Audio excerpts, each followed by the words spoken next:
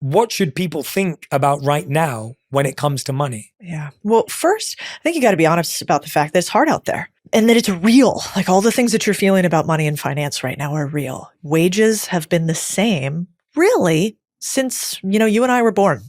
It hasn't really increased. Really? Yeah. I mean, if you go back and you go to, let's say back to Dave Ramsey's days, who is a friend and I think highly of, but if you go back to Dave Ramsey, when Dave was working, he would tell you today that you should buy a house. That's the number one thing that you should do. You should own a house. You should own your property.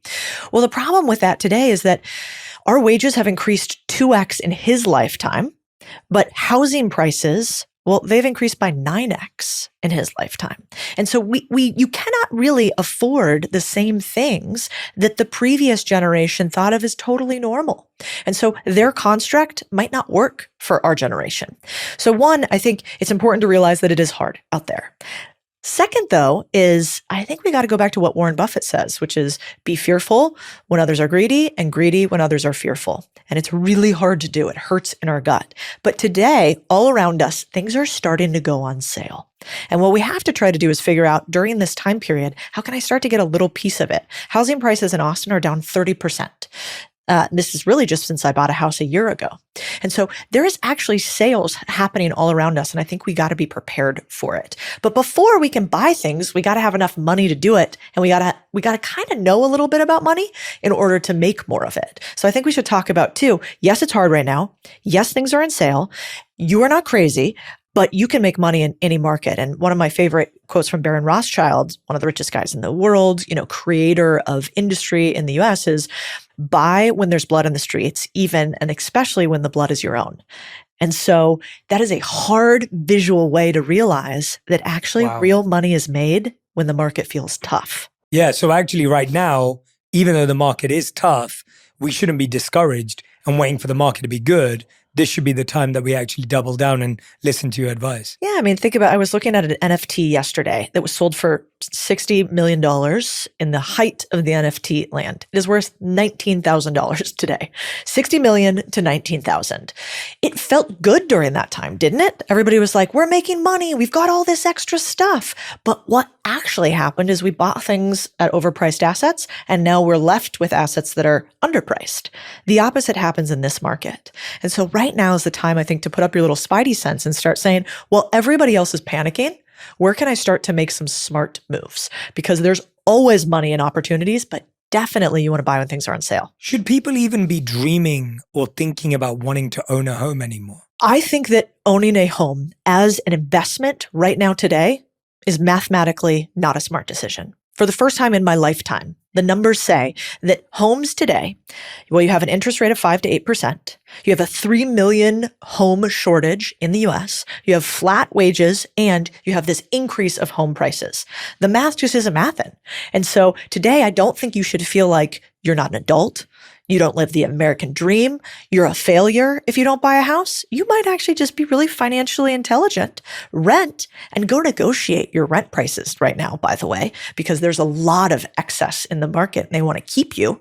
And you might actually be making an incredibly smart financial decision. And so don't let people make you feel bad if you're not doing what the American dream adult thing used to be. The market's changed.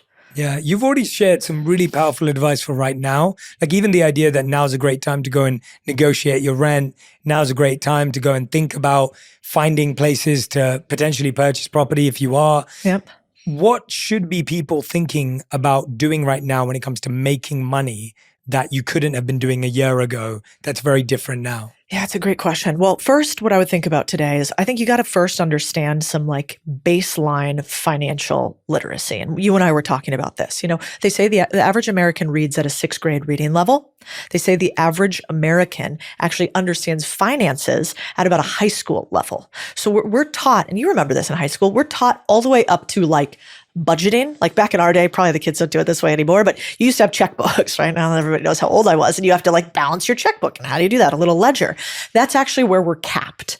And so I think first what I want people to do is realize that if you don't understand money, you're never going to make more of it because Understanding money is like speaking a language. How are you going to speak to somebody in Spanish and communicate and win at that relationship if you guys don't speak the same language? It's very hard, right?